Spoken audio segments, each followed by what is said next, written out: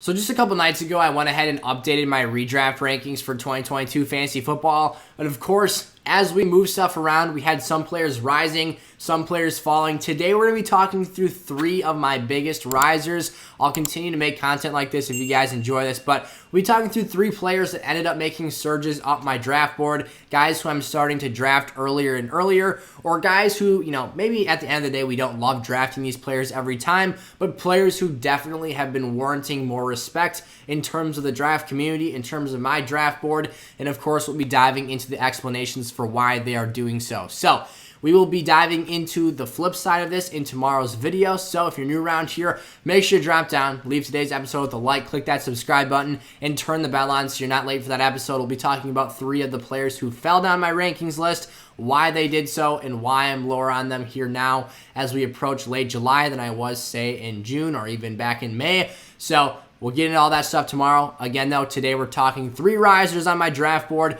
for 2022 fantasy football. Let's get in the first name. Alrighty, here you go. If you guys are looking for a draft guide this season or want to see the complete positional and big board rankings for 2022 fantasy football, head over to my website, sizzlefantasy.com. You can scan the QR code in the top right-hand corner of your screen and go and get access to those guides. But DJ Moore is the first player I want to talk about in today's video.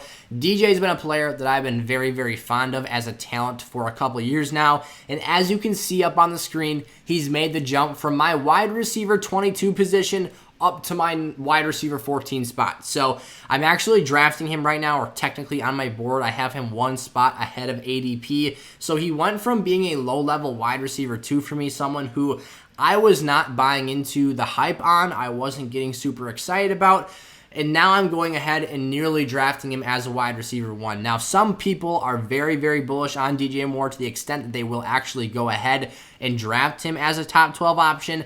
That is still not the case for me. Again, although I am very high on him as a player, there are some limitations, though, to what we've seen out of his fantasy skill set to this point in time in his career. If we just go ahead and look at last season, the opportunity numbers that DJ Moore had were absolutely phenomenal. The one issue we had was actually converting that opportunity into bona fide fantasy success. He had 162 targets last year, a 28+% target share in that offense. He was 5th in air yards in the entire National Football League amongst the wide receiver position. He had 9.5 targets per game. However, this is, in terms of translating that opportunity into fantasy success here, this is a guy who had just 5.5 receptions per game, which is a big red flag when you're talking, again, about nearly double-digit targets per contest. He's just over, he is below the 60% threshold. I believe it was just north of 57% of those targets actually turning into receptions and actually accumulating some sort of fantasy football success. The touchdown department, another area that DJ Moore has really struggled in, which again contributed to my lower initial ranking of him for this season. He has not had a season in his career where he's went above 4 receiving touchdowns. That frankly has to change. He can have elite volume, elite reception production, and without that touchdown element and piece factored into the situation, there is only so much he can do. There's only so high that DJ Moore can fly here. And while I think that the volume can get him into a position where he does finish at that wide receiver 14 plus spot, I don't think he goes higher than the wide receiver 10 position without going north of 6 touchdowns, let's say. He needs to creep closer. He doesn't have to go into elite territory scoring double-digit receiving touchdowns, but we at least could see 6 to 8 TDs push him into that top 8 range of overall wide receiver finishes. But I do think that at the end of the day, the transition the Carolina Panthers made from ultimately going from Sam Darnold, one of the worst starting quarterbacks in the National Football League, to Baker Mayfield does do enough for me. Now, I am not a Baker Mayfield guy. I'm not going to sit up here and tell you how much I love Baker, how much he's going to make DJ Moore this awesome fantasy player. I still only have DJ ranked as my fantasy wide receiver 14. Again, his ADP has him as the wide receiver 15, going at the 3.8 overall draft position. I'm fine taking him a few picks higher than that. Depending on who or who isn't on the board will ultimately be the decision or what makes my decision here. But at the end of the day, I think Baker helps elevate the weekly fantasy floor for DJ Moore.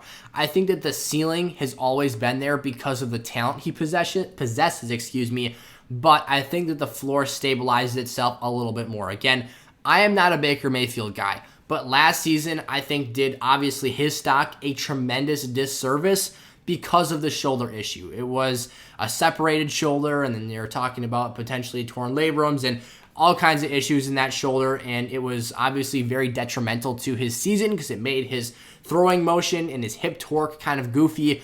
And, we're not going to get into the nitty-gritty details of exactly why Baker wasn't great last season, but the moral of the story is that he was banged up and he wasn't technically and truly 100% of himself as a player. So I'm going to cut him a tiny bit of slack here. Enough slack for me to view this move as a positive, because I think that Sam Darnold's erratic and inconsistent throwing motion, his slow release, his inability to get DJ Moore quality targets, the targets were coming, but the targets you were seeing were not high-level opportunities. Those, at least, again, that floor value here should take a step forward, and I think that Baker, as a precision passer and as an accurate quarterback, can do some things at a decent level for DJ's fantasy success here. Now, the one key indicator that's going to be the tell-all tale at the end of the 2022-2023 fantasy football season will be exactly how much did this team pass the ball and how much did they try and lean on their run game. We'll see how healthy Christian McCaffrey is.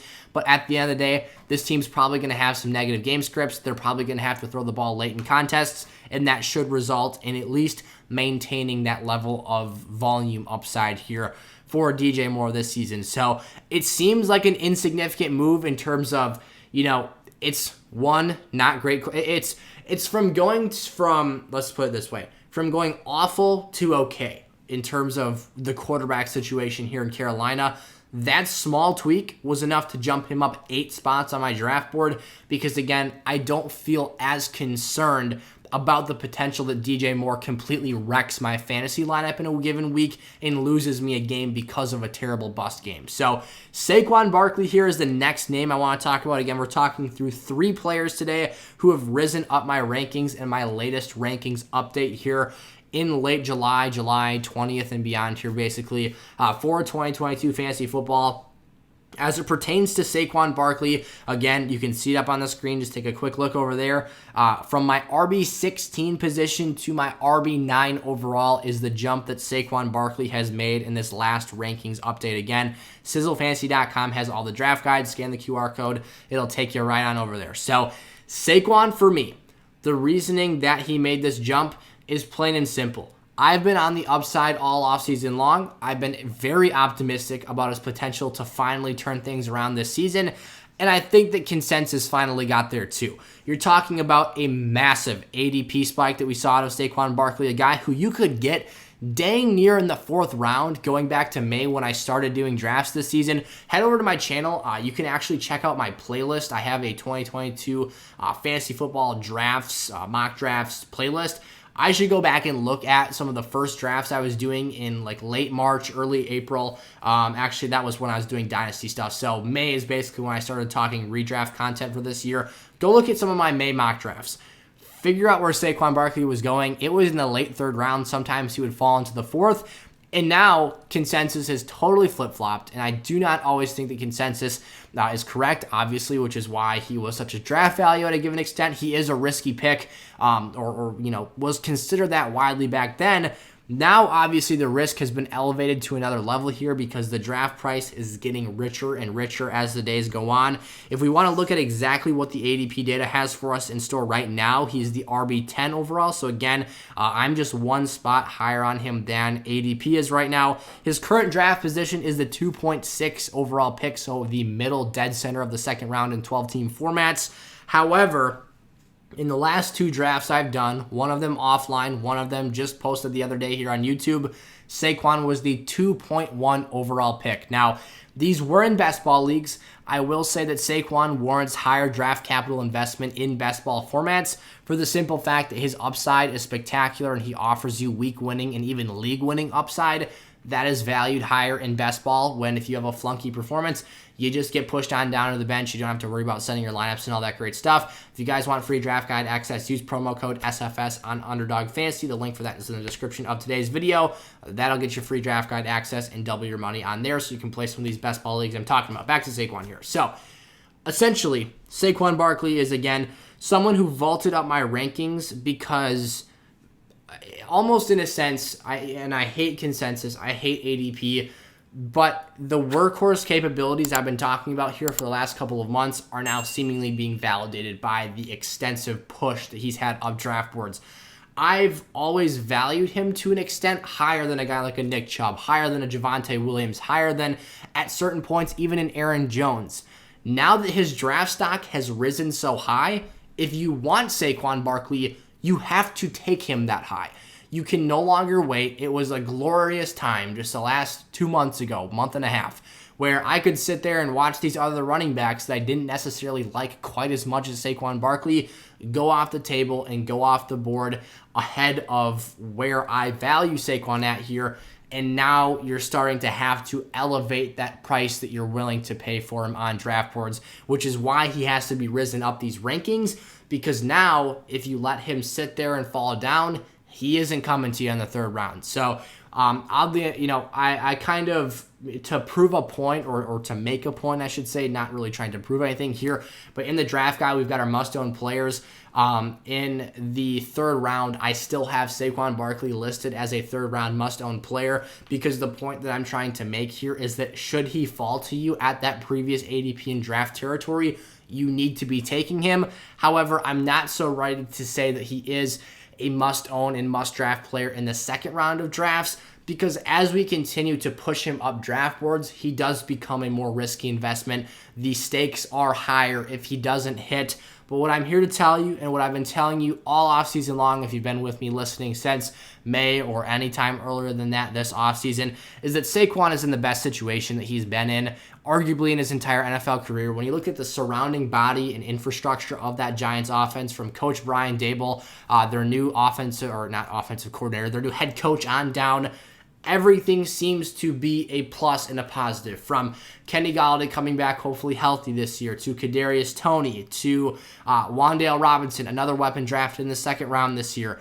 You still got guys like Darius Slayton in-house. Sterling Shepard's coming off of a pretty devastating injury, but who knows what he can chip in here. Daniel Jones has a better offensive line to work with. So even though he's not a super elite level quarterback talent, you can hopefully get the best out of him in this better structured coaching offensive spectrum, as well as the fact that the surrounding personnel are just better than they've been at any other point, at least in my humble opinion here, since Saquon's been a Giant dating back to 2018. So on top of that, Saquon is no longer rehabbing from an ACL injury heading into this season, which he was last year. I think that I was too bullish on Saquon in 2021 in terms of expecting him to come back and, just guns a-blazing and being back to that full strength superstar level talent that we expect him to be. I think Saquon can get back to being that generational running back that we want to think of him as coming out of Penn State here. And for a guy who, bear with me here, it's a long time ago. We're entering into the third season since these numbers have been at play here for Saquon. But you go back to 2019, 7th in fantasy points per game. Back to 2018, 3rd in fantasy points per game. He has shown you what he can do in disastrous dumpster fire situations.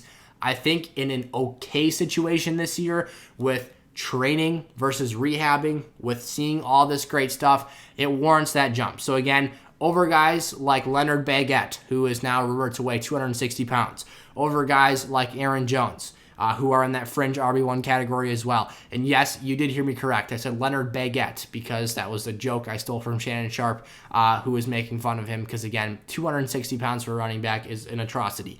Then, additionally, Javonte Williams, Nick Chubb, and James Conner was the last guy that Saquon hopped in my rankings. So those are all players that are, now moving back a slot versus Saquon moving into the top 10 for me. Again, one pick above consensus, one pick above ADP. And I think that, should he stay healthy, should this situation work out properly, there are no threats. There are no other players in this offense in a remote position to take any opportunities away from, again, a guy who at one point, it seems like so long ago, but it really wasn't, a guy who we thought of as a generational talent, a generational player, and one of the best athletes that the NFL has to offer. So Saquon Barkley, definitely deserving of the surge up the draft boards. I'm excited, but also disappointed to see that draft stock rise so much.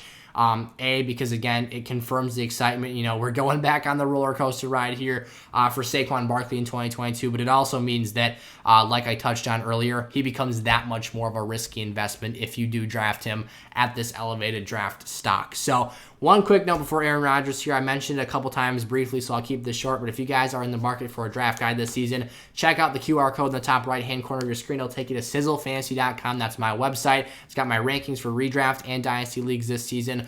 We've got our must-own players in rounds 1 through 20, our sleeper and bust candidates, and 300-plus player profiles detailed with trade stock for dynasty leagues. We've got their injury histories on there, their expected shelf life, how much longer I think they'll be playing, pros and cons of their situations and skill sets, how those mesh together and create their fantasy outlook for this season. All kinds of great stuff. Over 500 pages of content in those draft guides.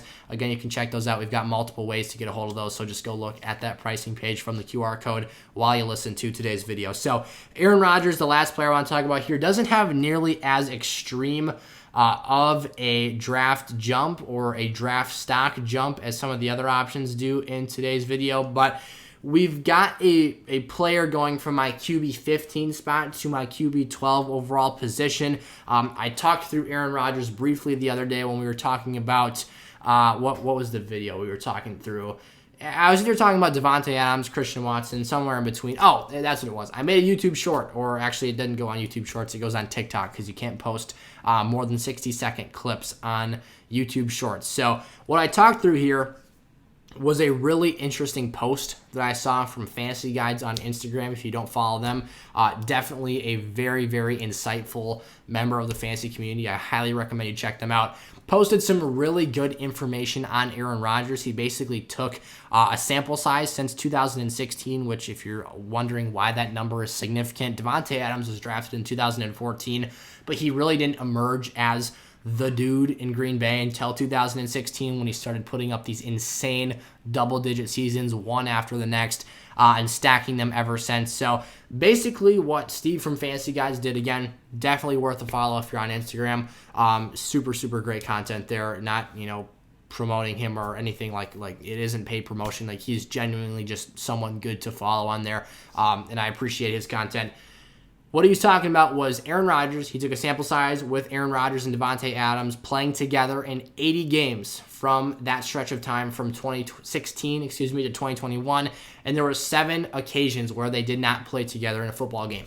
Across those 7 occasions, which is nearly a half season worth of sample size, it's not quite there, so I'm not going to call it that because I think that's something kind of dangerous to do, to just kind of round up and assume that it's a half season sample size, and before you know it, we're talking about how this is actually what's going to happen for Aaron Rodgers this season, which again, I'm just going to preface this right up front. I don't expect to be the case, but I do think that I was too harsh on who you could call my quarterback, because I'm actually a Packer fan here. Watch the Packers every single week. Obviously, they're my favorite NFL team. Not obviously they are my NFL team, but saying since they are my favorite team, obviously I watch every game, especially since I'm obviously so into football. So Aaron Rodgers here is a guy who I've frankly been discounting too much in terms of what he's been actually able to do without Davante on the field. In those 80 games since 2016 that they've played together, Aaron Rodgers has averaged 20.6 fantasy points per game at the quarterback position.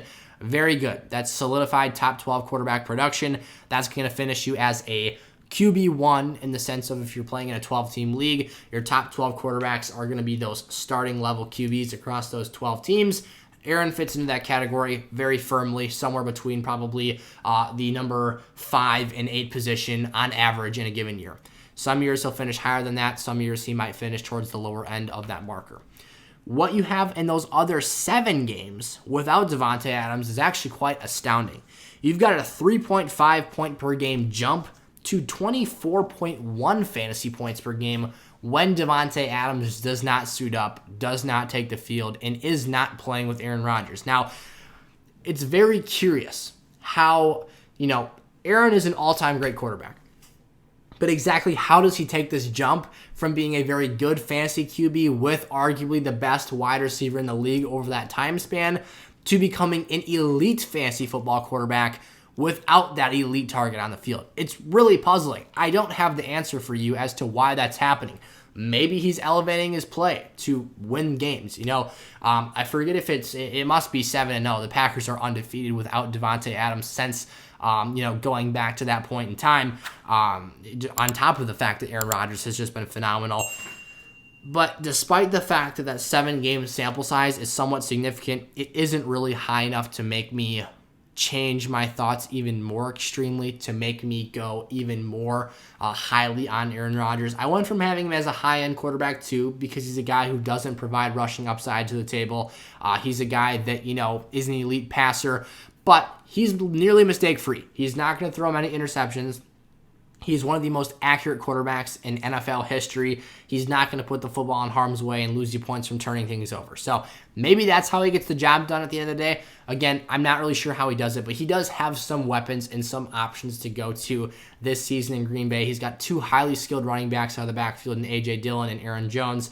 A big, tall, talented wide receiver with a huge frame in Christian Watson, who I think could really blossom by the end of this year. Veterans in Sammy Watkins, Allen Lazard, Randall Cobb that are serviceable pass catchers. And I think Lazard will actually make a pretty big impact on this team this year. And then Robert Tonyan, maybe a red zone weapon there, or a guy who Rodgers will hit down the middle of the field on a deep post route or something like that for some pretty big gains. So the moral of the story here with Aaron Rodgers, I think he's more of a low-end QB1 than he is the high-end QB2 I had him previously rated as.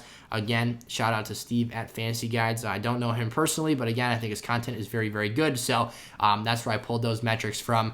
If you guys enjoyed today's video, make sure to leave a like and click that subscribe button before you head on out of here for today. Go check out some of the links in the description of today's video. It helps out the channel a ton here. A, just the interaction, and then B, just being able to help you guys out on other platforms and get you guys access to stuff like those draft guides, community Discord servers, which is a free function here where you can hop in, ask questions. Members of our community will help you out, answer out any questions you have, and get you guys rolling onto some big W's for this fantasy football season. So thank you guys so much for tuning into today's video. I appreciate the heck out of every single one of you guys. Again, remember to leave a like before you head on out today. If you have any questions for me, drop those down in the comment section below. And stay tuned for tomorrow. We'll be talking through 3 players on the flip side of today's video who took a tumble down my rankings and aren't rated nearly as high as I had them previously. So thanks so much, you guys. I will see you tomorrow. Peace out.